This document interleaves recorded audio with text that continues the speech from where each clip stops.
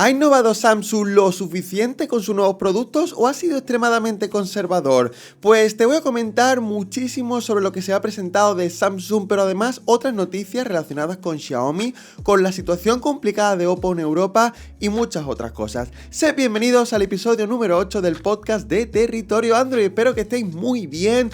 Podcast que ya sabéis que dedico cada semana para hablar de noticias tecnológicas, pero también para charlar contigo, porque voy a responder algunas de las preguntas que me habéis dejado esta semana en el episodio anterior y en la publicación que hago siempre en la pestaña de comunidad. Así que ya te emplazo a que dejes tus preguntas para el episodio siguiente sobre qué móvil me compro, dudas, sugerencias, etcétera, que las responderé en el próximo capítulo. Espero que estéis muy bien, espero que estéis genial. Agosto, ya hemos empezado agosto, no sé si estaréis de vacaciones, si no, yo aquí sigo haciendo los vídeos, aunque posiblemente me marche unos días de vacaciones próximamente, no lo sé, porque empiezo a necesitarlo seriamente, ¿vale? El cuerpo, ya sabéis que a veces pide vacaciones y eso es lo que a lo mejor voy a hacer en los próximos días, pero antes os voy a dar las gracias porque el mes de julio ha sido el mejor en cuanto a visitas, en cuanto a todo en general, así que gracias por estar ahí, realmente habéis apoyado muy fuerte los vídeos y nada, como premio pues yo hago más contenido para ti, de calidad, espero, para que esté todo guay, para que disfrutes de este contenido tech.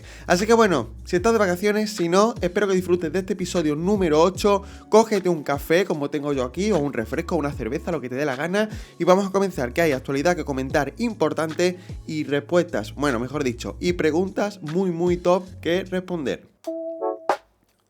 Pues bueno, vamos a comenzar ya hablando de la actualidad de esta semana, noticias muy interesantes, y la primera tiene que ver con Xiaomi, sobre todo con uno de los teléfonos más importantes que se van a presentar en este mes de agosto, y así lo ha confirmado la propia marca. Hablamos del Xiaomi Mix Fold 3, sí, el plegable, uno de los mejores plegables del mercado, que ya sorprendió con la primera versión, con la segunda, y en la tercera van a dar un pasito adelante, sobre todo en fotografía, porque se ha confirmado que este Mix Fold 3, bueno, se ha filtrado realmente, tendrá 4 cámaras en la parte trasera, y esto es un detalle muy importante y ahora te comento cómo serían estas cámaras. Lo primero, evidentemente, que estaremos ante un plegable muy parecido. De hecho, tenemos una especie de foto del día de la presentación donde se deja entrever este pliegue, esta bisagra de este Fold 3. Lo más importante es que han dedicado tiempo, al parecer, en mejorar el mecanismo de la bisagra y en mejorar el cuerpo y la resistencia en general, lo cual alargaría mucho más la vida útil del plegable y sería bastante menos vulnerable pues eso, a roturas y demás propias del uso de los plegables. Que esto es otra cosa, bueno, hay muchos usuarios por ahí que han experimentado problemas con algunos plegables, pero creo que debemos esperar un tiempo para ver esos usuarios que ya llevan 2-3 años con un plegable para ver si realmente se rompen o no. Pues bien, este Mix Fold 3 mejoraría esta resistencia, pero como te digo, lo más importante estaría en el apartado de las cámaras. Sí, tengo muchas ganas de estornudar, si me escuchas hacer sonidos raros es que, madre mía, cómo me he levantado hoy medio alérgico. Pero bueno, lo más importante es eso, las cámaras en la parte trasera, 4 cámaras y además firmadas por Leica. Esto sería bastante diferencial porque no olvidemos que la mayoría de plegables tipo libro, como sería este Mix Fold 3, tienen 3 cámaras en la parte trasera, como mucho. El Fold 5, el teléfono de Vivo, el de Honor, etcétera. Pues en este caso las cámaras serían 4 y tendríamos un ultra gran angular, un sensor principal y 2 teleobjetivos. Uno de ellos sería un periscópico, ¿de acuerdo?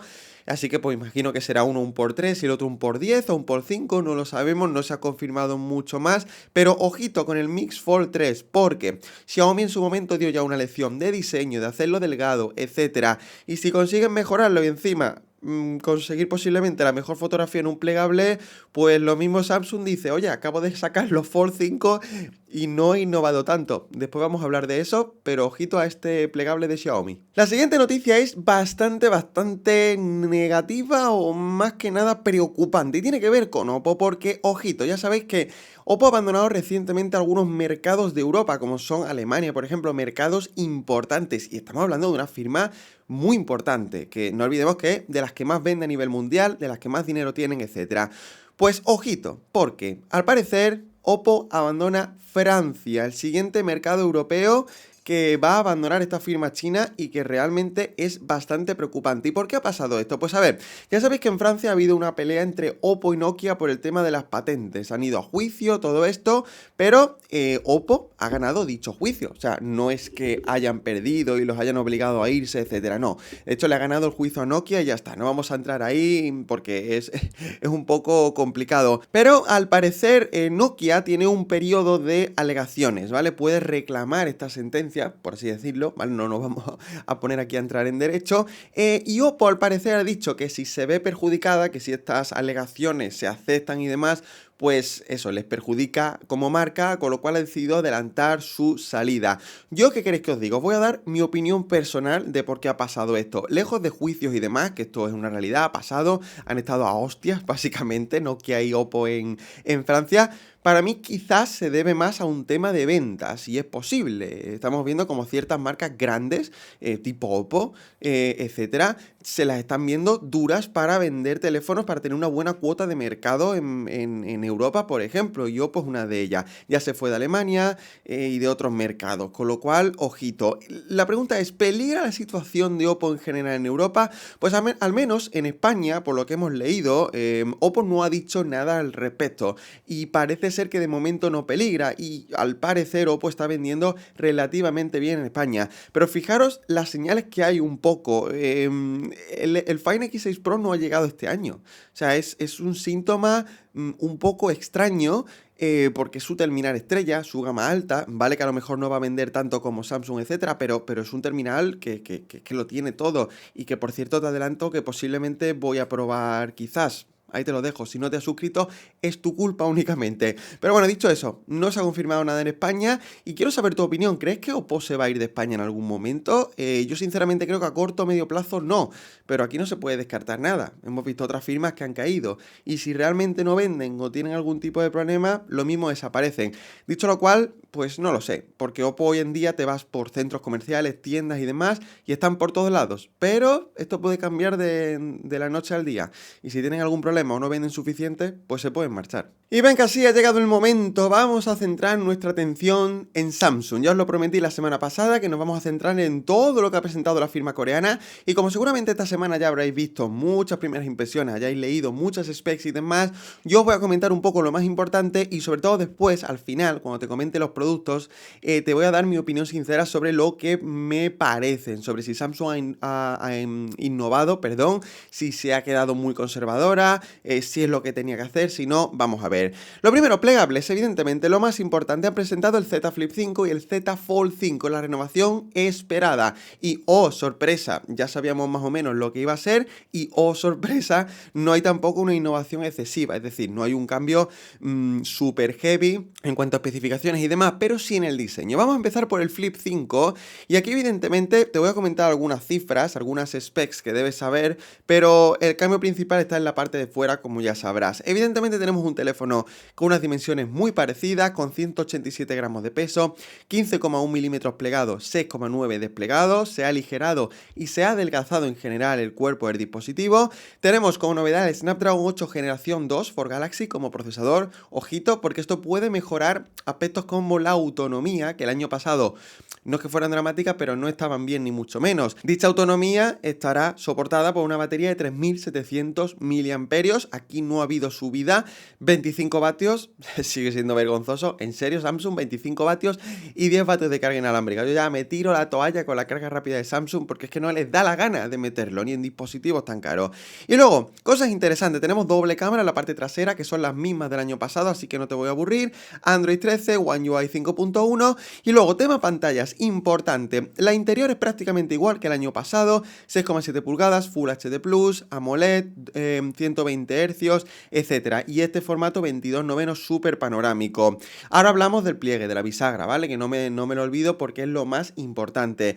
Lo que pasa es que el protagonismo de este flip se lo lleva la pantalla externa, una pantalla que ha crecido por fin de tamaño, que se adecua un poco a lo que son los rivales del mercado como Oppo, como Motorola, etcétera. Tenemos una pantalla de 3,4 pulgadas, 60 Hz, que en realidad nos va a permitir hacer cosas bastante limitadas. Esto no es el Razer A40 Ultra no vamos a tener total libertad, sino que Samsung ha incluido widgets y también algunas aplicaciones que van a ser compatibles y que nosotros podemos elegir si usar o no. Pues tenemos, yo que sé, widgets del tiempo, del calendario, de temporizador, de lo que sea, y luego algunas aplicaciones como Google Maps, etcétera, ¿vale? Que están optimizadas para esta pantalla pequeña.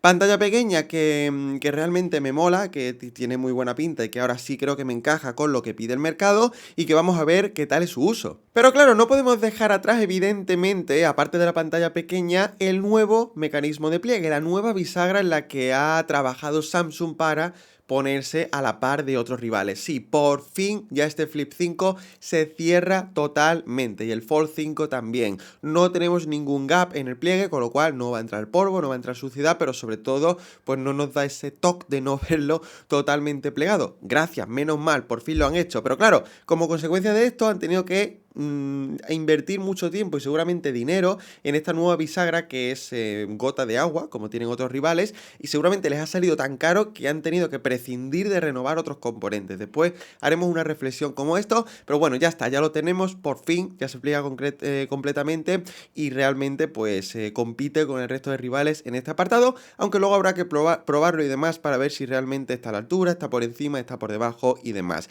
Ahora vamos a las conclusiones de todo esto, de los plegables, pero antes evidentemente vamos a hablar del Fold 5, que es mi favorito. Ya sabéis que yo soy más fan de los tipo libro que los tipo concha. Los veo más útiles, aunque los Flip ya sabéis que son más cool, son más guay desde el punto de vista de portabilidad. Pero para mí el Fold me aporta tener un teléfono normal, con la pantalla externa, y después cuando quiero consumir más multimedia o más productividad, pues despliego la pantalla. Pero bueno, sea como fuere, el Fold 5 también ha sufrido un ejercicio de adelgazamiento y de ligereza, porque pesa 253 gramos, que es un poquito menos, y 6,1 milímetros desplegado, lo cual está bastante bien. No es el más delgado del mercado, el Honor, el plegable de Honor le gana, por muy poquito, pero le gana. Pero bueno, lo importante es que eso, lo han aligerado un poco. Y evidentemente aquí de nuevo, como en el Flip 5, tenemos una nueva bisagra tipo gota que ayuda a que quede mejor cerrado, que no haya ningún tipo de gap. No te he mencionado antes el pliegue en el Flip 5, te lo menciono aquí. En teoría se nota menos y se siente menos, pero yo ya estoy esperando que Samsung me lo envíe en algún momento de la humanidad para poder probarlo y contarte mi opinión sincera, porque una cosa es lo que veamos en fotos y vídeos y otra cosa es probarlo y compararlo con la generación anterior, así que ya os lo comentaré cuando me llegue, que salvo que haya un cataclismo lo probaré seguro y lo podré analizar. Por el resto, pues tenemos pocas novedades también. En las más destacadas yo te diría que es el procesador, tenemos el Snapdragon 8 generación 2 también en este caso, y luego por ejemplo las pantallas, me he llevado cierta decepción con la de fuera, porque tenemos 6,2 pulgadas HD, tenemos un panel AMOLED, pero tenemos 120 Hz, lo que pasa es que vuelve a ser un formato panorámico. Y sinceramente creo que es más inteligente apostar por un formato un poco más ancho que se asemeje más a un teléfono normal, pero entiendo que Samsung se quiere diferenciar de la competencia y ofrecernos algo distinto. La pantalla interna, por otro lado, sigue siendo de 7,6 pulgadas, con muy buena resolución, AMOLED, tenemos 120 Hz y creo que ha aumentado el brillo respecto a la generación anterior, pero los cambios son realmente muy sutiles. La batería, en este caso, hablamos de 4400 mAh, nuevamente 25 vatios de carga rápida, ridículo, no lo voy a volver a repetir, y vamos a ver qué tal. Yo, sinceramente, quiero ver cuál es la mejora de autonomía, cuál es la mejora de rendimiento y qué tal el apartado estético, si se nota mucho o no. Y me olvidaba de mencionar, las cámaras de este Fold 5, mejor dicho, son exactamente las mismas que las de Fold 4, y esto no sé si son buenas o malas noticias, pero quizás, a lo mejor, les hubiera disparado el precio ponerle un sistema de cámaras nuevas. Precio, importante, os lo voy a comentar antes de pasar a hablar de los relojes y después hablamos de las conclusiones en general. El Flip 5 en 1.209 euros, es el precio de partida, ¿de acuerdo? Un precio que creo que ha subido respecto a la generación anterior, realmente no me acuerdo, ¿vale? Esto en la review ya os lo comentaré. Y el Fold 5, este sí que ha subido 1.909 euros, madre mía. Menos mal que han utilizado componentes de la generación anterior, porque si no yo no sé si hubiera costado esto 2.500 euros o 3.000 euros, por pedir que no quede, pero bueno, vamos a ver si luego baja de precio tan rápido como ya pasó con el Fold 3 y el Fold 4, etcétera, pero estos son los precios, estas son las specs y estos son los plegables de Samsung, a ver qué te parecen a ti. Y junto con los plegables evidentemente se han presentado más dispositivos, hablamos de las tablets y hablamos de los relojes. Las tablets, si me permitís, nos las vamos a saltar porque son muy similares las tres, tenemos lo los mismos tamaños del año pasado, tenemos el Snapdragon 8 generación 2 como procesador y distintos tamaños de pantalla, pero es que todas comparten prácticamente las mismas especificaciones. Tenemos la S9, la S9 Plus y la S9 Ultra, esta súper grande de casi 15 pulgadas que está muy guay. Así que bueno, intentaré conseguirlas para analizarlas, pero realmente ya está, no me voy a parar en ello, porque quiero prestarle atención a los relojes, que lejos de lo que pueda parecer, sí que han tenido una renovación interesante. No es que sea una revolución, pero me parece una renovación, creo que bastante guay y han mejorado lo que deberían mejorar. Tenemos el Watch 6 y el Watch 6 Classic. Ojo, no tenemos un Pro este año.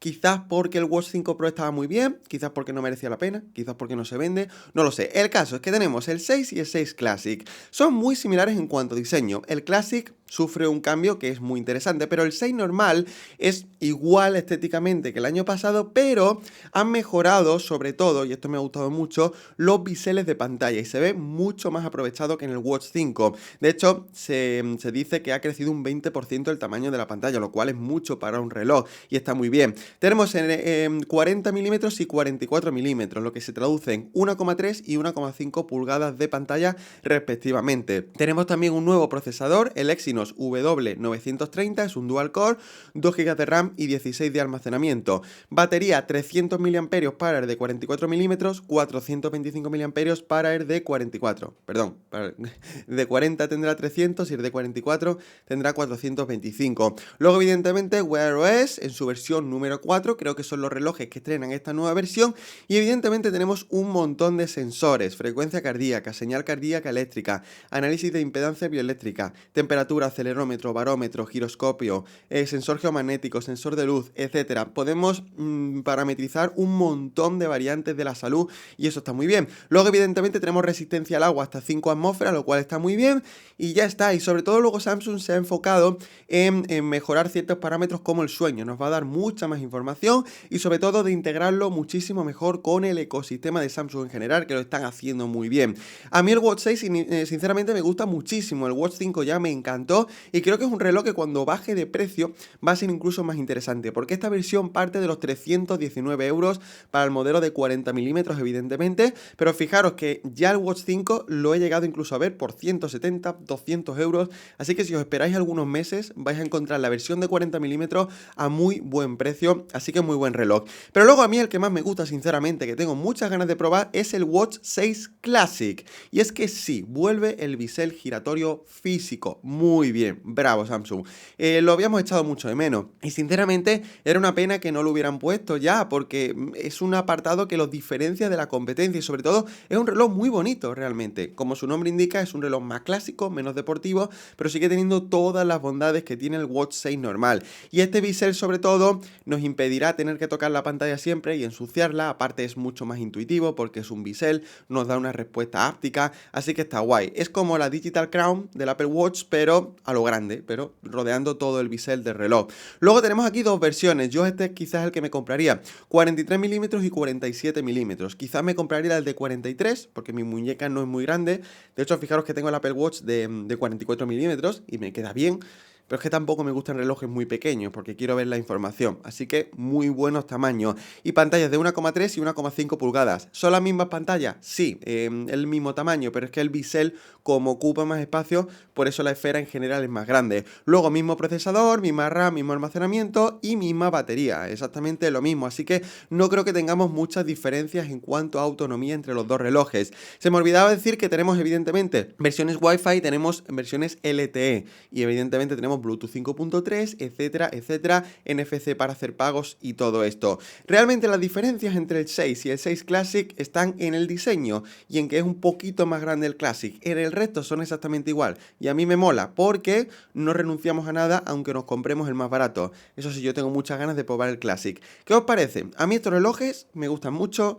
Creo que ahora mismo es lo mejor y lo único recomendable que te podrías comprar en Wear OS, quitando el Pixel Watch, y sinceramente para mí Samsung Samsung le está haciendo genial y al menos le está dando un empujón a Wear OS y a sus relojes, porque ahora mismo, como no lo hagan, no tienen nada que hacer frente al Apple Watch. Pero claro, ahora viene la pregunta que te he formulado antes, un poco el debate de este podcast, que viene al hilo de Samsung. Y la pregunta es, ¿ha innovado suficiente Samsung con los plegables y sus otros productos o se ha quedado estancada? Bueno, esto es una pregunta un poco complicada porque va a depender un poco de lo que valores tú por innovación, etc. Yo tengo una opinión muy clara y creo que tiene su parte buena y su parte mala. Por un lado, creo que Samsung ha sido inteligente, y te hablo de los plegables, porque los relojes y las tablets creo que están bastante bien y han tenido la renovación que se esperaba y que necesitaban. Pero los plegables, Samsung yo creo que ha ido un poco a acertar y a cambiar lo que realmente era necesario. Y en el caso de los plegables hablamos evidentemente de la bisagra y del peso barra grosor, etcétera.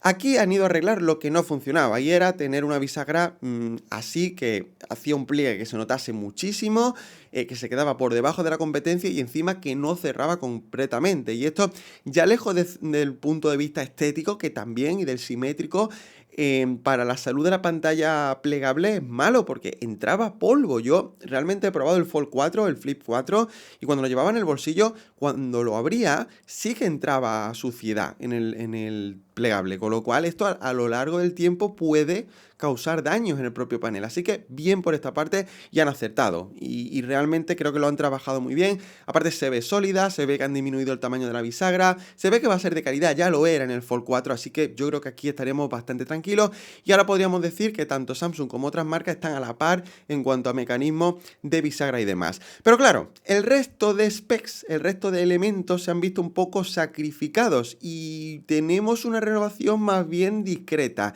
Y sinceramente, sin haberlos probado, me atrevería a decir que si tienes un Fold 4, creo que no tiene sentido comprarte un Fold 5, porque la renovación es que es prácticamente ínfima. Desde el punto de vista estético, si lo miras a primera vista, son exactamente iguales. Luego, si vas a los detalles, se encuentran las diferencias, pero son exactamente iguales. Y a mí del Fold 4 no me convence, del Fold 5, perdón, no me convence una cosa, y es que la pantalla externa sea tan panorámica y tan estrecha.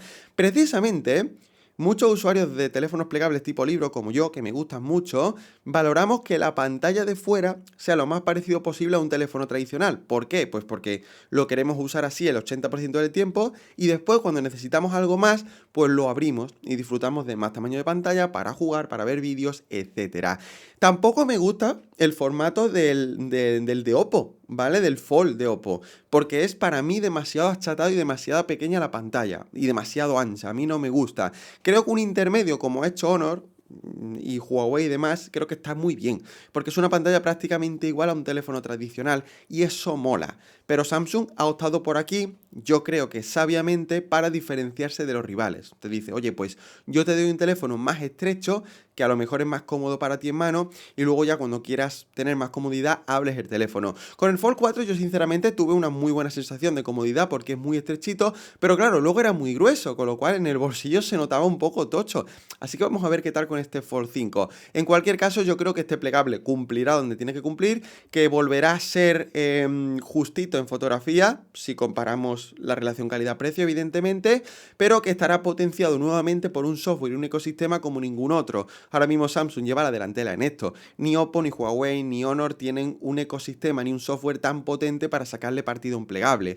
Así que vamos a ver si esto es el caballo de batalla. Pero siendo tan caro y habiendo tan poca renovación, pues vamos a ver si es recomendable o no. Vamos a ver. Y en cuanto al Flip, pues aquí volvemos a tener lo mismo de siempre. En este caso, yo creo que lo va a petar el Flip, sinceramente, porque el Flip 4 ya se vendió muy bien, el Flip 3 también. De hecho, creo que el Flip 3 fue el teléfono más vendido en Corea del Sur, imaginaros. Pero como este año tenemos la pantalla más grande, habrá muchos usuarios que digan, oye, pues no me he comprado un plegable tipo Concha hace algunos años porque la pantalla era muy chica y ahora sí, porque voy a tener más opciones. Aún así, para mí, me parece también un poco error que lo hayan capado tanto, aunque entiendo que esto no se va a usar como un teléfono normal. Pero oye, dale la libertad al usuario de elegir lo que quiere usar, como ha hecho Motorola. Que ya cada uno use lo que quiera. Dame widgets, dame aplicaciones y ya yo uso lo que más me guste. Pero vamos a ver, creo que se va a vender mejor el Flip que el Fold, pero no porque sea mejor teléfono o porque sea más barato. Simplemente porque creo que tiene un componente más cool, es más de moda.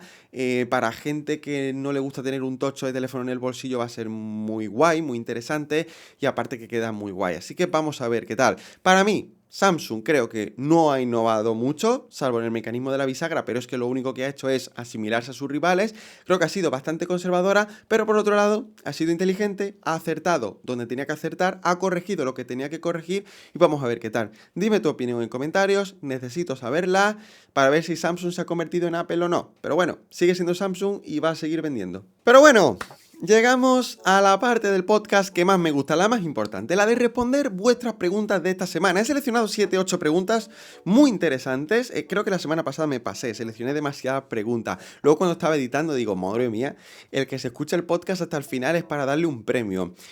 ¿Tú te escuchas el podcast hasta el final? Tengo curiosidad, porque luego veo la gráfica de retención y sí que hay un porcentaje de gente que llega hasta el final, lo cual me sorprende. Que me escuches 30-40 minutos soltándote un rollo me parece inaudito. Pero oye, yo te lo agradezco, ¿eh? Vamos a empezar a responder las preguntas. Y la primera son 2 preguntas en una. ¿Cómo aprovecháis, para dejar 2? Pero son muy interesantes. Ulises R790, gracias porque siempre haces una pregunta. Te dejo 2 preguntas y además tienen que ver con Samsung. La primera, ¿por qué dejó de existir la línea Note de Samsung? Pues a ver, esto tiene una respuesta muy fácil y muy lógica. La línea Note, ya sabéis, era esta línea de Samsung que sacaban en verano, que con una pantalla más grande, con tope de especificaciones y sobre todo con el S Pen. Y se diferenciaba así de la gama S, del S20, del S21, del S22, etc. Pero claro, luego dejó de existir porque realmente apareció la gama Ultra, el S22 Ultra, el S23 Ultra, el S20 Ultra, etc. Y como se igualaban a especificaciones y a pantalla, pues Samsung dijo, oye, vamos a hacer aquí una mezcla, vamos a eliminar el Note, que no tiene ningún sentido porque no hay mucho cambio, y le vamos a incluir el S Pen a la gama Ultra. Y yo creo que ha sido un acierto fabuloso, porque este año el S23 Ultra es increíble y no tendría sentido, por ejemplo, que ahora en agosto o septiembre sacaran un Note que va a ser prácticamente igual. Así que es una línea que ya no tenía razón de ser porque el resto de teléfonos habían crecido de tamaño y porque el S Pen se podía incluir en el Ultra sin renunciar a specs y teniendo un teléfono muy completo. Así que esa es la razón, ya está. Y la segunda pregunta es, entre los chips Tensor de Google y Exynos de Samsung, ¿cuáles dirías que son mejor opción? Pues bueno, a ver, estás comparando quizás 2 de los peores procesadores que puedes tener hoy en día en Android, peores entre comillas, ¿vale? Evidentemente son buenos procesadores, pero no están a la altura, por ejemplo, de la gama alta de Qualcomm, evidentemente. Pero yo aquí, sinceramente, fijaros, si no recuerdo mal, los Tensor de Google están basados en Exynos, así que son bastante similares. Pero yo quizás me quedaría con el Tensor de Google, no ya por potencia y demás, que desconozco ahora mismo si es mejor o peor, es que no le presto mucha atención a los benchmarks, sino por las aplicaciones que tiene a la inteligencia artificial, Machine Learning. Google lo ha diseñado enfocado a sacarle partido a la inteligencia artificial en sus píxeles y demás. Así que como creo que esto aporta un poco de más valor, lo elegiría respecto a los Exynos de Samsung, que van bien, pero se ha demostrado que evidentemente quedan por debajo de los rivales más top. Así que bueno, tampoco es que ninguno sea brillante. Fajamape4320, ¿me podrías ayudar? Claro que sí que te ayudo. Necesito un móvil por como mucho 500 euros, con buena cámara, buena pantalla y buen procesador. ¿Qué opción ves mejor? Gracias. Evidentemente tú no renuncias a nada, quieres todo. Pues a ver, por suerte tienes un presupuesto, 500 euros, que es bastante flexible, que te permite tener opciones muy interesantes. Mira, sinceramente si quieres ahorrarte dinero y tener todo esto, yo te recomiendo el OnePlus Nord 3. ¿Por qué? Porque tiene muy buena cámara, muy buena pantalla y un procesador de gama alta. Es una Dimensity 9000, es un gama alta de MediaTek. Luego otras opciones que se me ocurren. Tendrías el Poco F5 Pro, que tiene un procesador que es mejor, lo que pasa es que se pasa de 500 euros. Y creo que tiene un poco de peor cámara, aunque no está mal, y la pantalla está realmente bien. Luego podrías tener el Nothing Phone 1, la versión original, que está en torno a los 400 euros. Y luego, si quieres tener la mejor experiencia en cámara, pues posiblemente te ibas a por el Pixel, ¿vale? Pixel 6a o 7a, pero aquí pierdes en tecnologías de pantalla, pierdes en tecnologías de un poco de todo, lo que pasa es que ganas muy buena cámara y muy buen software. Si te quieres ahorrar dinero e ir a un poco a los seguros, en Nord 3 está muy bien, échale un ojo a la review, de hecho te la dejo por aquí, valóralo. The Cracksin me pregunta, gracias por responder la pregunta, definitivamente la mejor sección del podcast, lo hace completamente único, gran trabajo. Pues gracias a ti en primer lugar y gracias a todos los que dejáis preguntas, porque sí, es mi sección favorita, respondo vuestras dudas charlo con vosotros y la verdad que mola un montón porque es un trato más personal, así que lo disfruto y te vuelvo a decir que si quieres dejar todas las preguntas que te dé la gana, lo puedes hacer que las respondo. Y la pregunta es, me quedé pensando y surgió una nueva duda. En experiencia general, sin contar precio, esto es importante, lo que abarca pantalla, cámara, rendimiento y batería entre el Poco F5 Pro, Realme GT3 y OnePlus Nord 3, ¿cuál elegirías? Vaya pregunta chunga, vaya pregunta complicada. En mi opinión, creo que el precio hay que tenerlo en cuenta básicamente porque, por ejemplo, entre el OnePlus Nord 3 y el GT3 existe una diferencia de 200 euros, si cogemos el precio de partida. Pero, vamos a ver, aquí es interesante, vamos a intentar no contar el precio. Pantallas, cámara, rendimiento y batería. Mira, en rendimiento puro, en rendimiento bruto, rendimiento top, que no te va a dejar tirado y que puede con todo, y que aunque se caliente no baja el rendimiento, Poco F5 Pro y Realme GT3 porque tienen el Snapdragon 8 Plus generación 1, así que descartaríamos el Nord 3. En pantalla los tres son muy buenos, yo no sé decirte cuál es mejor, así que aquí hay un empate técnico, créeme, de verdad, es que no puedo decir otra cosa. Y en cámaras, para mí, yo me quedaría quizás con el Nord 3. Es que me dejó muy buenas sensaciones. Y aparte tiene un sensor principal mejor que el F5 Pro y el GT3. Ojo que próximamente, esto lo digo ya como spoiler, se viene, si no falla nada, una comparativa entre el Poco F5 Pro y el Realme GT3. Porque son tan parecidos y me habéis preguntado tanto que digo, voy a hacer una comparativa para decirte cuál es mejor.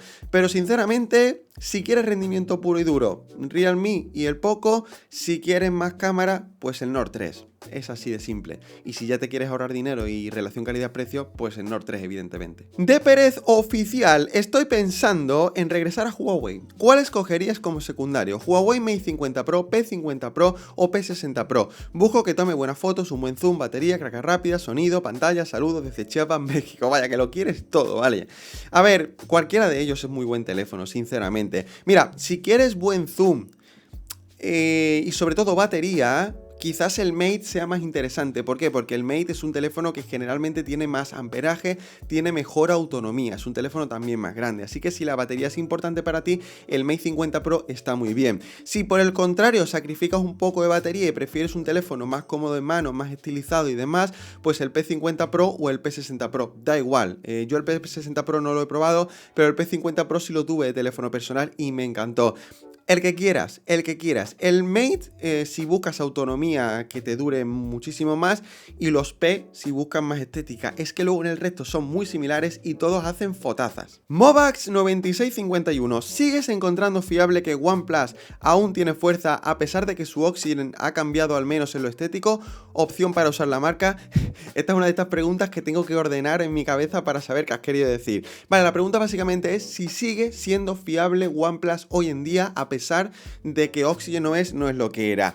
Por supuesto, y rotundamente sí, OnePlus es muy fiable y te puedo decir que incluso en este año 2023 es más fiable que nunca, o al menos que en los últimos años. ¿Por qué? Pues porque han reducido el portfolio, pero han sacado telefonazos y me refiero al Nord 3 y al OnePlus 11. El OnePlus 11 es uno de los mejores gamas altas que te puedes comprar si no te quieres gastar 1000 euros, y el Nord 3 es para mí el mejor gama media alta que te puedes comprar porque es súper equilibrado. Con permiso de otros rivales que están por ahí, pero lo han hecho muy bien. Y el software, pese a que no es lo que era, es muy fluido, muy eficaz, muy solvente, no hay fallos, no hay bloatware y la experiencia de usuario es muy buena. Así que sí, OnePlus es muy fiable y quien te diga lo contrario, miente. ¿Es la mejor marca? Pues no, evidentemente habrá otros que le hagan competencia en otros sectores, pero es súper de calidad hoy en día y han mejorado mucho. The Cracksin, otra vez tú, dos preguntas, esto ya es pasarse. Entre la batería del OnePlus 11 y la del Realme GT3, ¿cuál es mejor? Lo pregunto porque muchos dicen que la batería del OnePlus 11 es mala, incluso en algunos tests es mucho peor que la batería de 4600 mAh. ¡Buah! ¡Qué pregunta más complicada! Sobre todo porque aquí tengo que tirar de memoria. Mira, el GT3 lo tengo por aquí.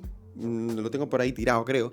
Y el OnePlus 11 ya no lo tengo, pero estoy tirando de memoria. Mira, yo olvido un poco el tema de los tests. El mejor test que hay para probar la autonomía de un teléfono es el tuyo mismo, es tu experiencia diaria, es lo que a ti te pasa en tu día a día.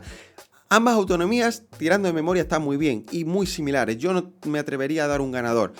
Sí que, por ejemplo, el GT3 gana apabullantemente en carga rápida, tiene 240 vatios, pero en batería en general sinceramente son muy parecidas. Es que no me acuerdo cuánto tiene el GT3, creo que 5000 miliamperios, o creo que menos. No sé, da igual, era muy similar. No me atrevo a decirte un ganador, sinceramente, tendríamos que ponernos a hacer un test muy a profundidad. Y nos quedan 2 preguntas únicamente. Víctor Diego Gómez 4481, vaya nombre largo. ¿Sabes cuándo llegará a España el Realme GT3? Pues vaya pregunta también complicada y mucho GT3, para que veáis que es un teléfono que lo ha petado.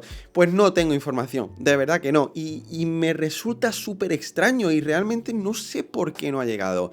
Si quieres mi opinión, creo que el GT3 se lo van a saltar. No lo van a traer a España.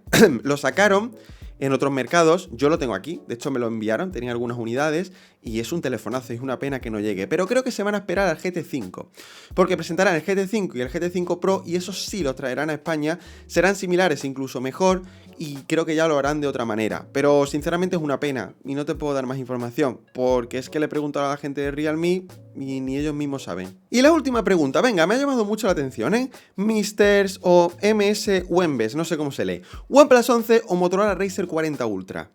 Y claro, me quedé un poco loco con esta pregunta porque, a ver, estás comparando dos teléfonos totalmente distintos en cuanto a factor forma. Estás comparando un OnePlus 11, que es un teléfono normal, tradicional, versus un plegable como el Razr 40 Ultra. Aquí la pregunta te la hago yo a ti. ¿Quieres un teléfono plegable tipo concha o quieres un teléfono tradicional? Ya está, es que esa es la pregunta. Esa es la única pregunta, tiene un factor de forma, porque a igualdad de potencia, que prácticamente son casi igual de potente, comparten casi las mismas specs y demás, a igualdad de potencia debes decidir en base al factor forma, a si es plegable o si no es plegable. Si tienes mucha potencia y te gusta el Razr 40 Ultra porque es plegable, adelante. Si no te convence el factor plegable, la forma plegable, vete a un teléfono tradicional. Esta es tu única respuesta. En el resto, es que no te puedo decir sinceramente nada, porque es que si no decides esto, no vas a poder decidir cuál te compras. Y hasta aquí la pregunta, Y ojo, antes de que te vayas, te voy a decir lo que viene esta semana muy rápido. A ver, si no falla nada, en pocos días tendréis la review de esto que tengo aquí, a ver si soy capaz de cogerlo, madre mía, ha caído todo. OnePlus Tab, aquí la tenemos. Mirad qué guay, mirad qué bonita. Pero no solo esto, sino que tengo el teclado, tengo el lapicito, como podéis ver, que está por aquí, ¿vale? Así que review de las gordas, a ver si soy capaz de poner el lápiz otra vez. Madre mía, qué lío. Aquí está, puesto, ¿vale? Review de las interesantes y próximamente también vendrá una comparativa que ya te he dicho antes, si has estado atento lo sabrás y todo eso. Espero que hayas disfrutado mucho este episodio número 8. Nos vemos seguramente la semana que viene, no lo sé, si no hay episodios que estoy de vacaciones, ya os informaré. Pero en todo caso, dejad vuestras preguntas como siempre, las responderé en el próximo episodio. Tened muy buena semana, si estás de vacaciones disfrútalas, si vas a estar de vacaciones próximamente, ánimo y si vuelves al trabajo, más ánimo todavía. ¡Nos vemos! ¡Chao!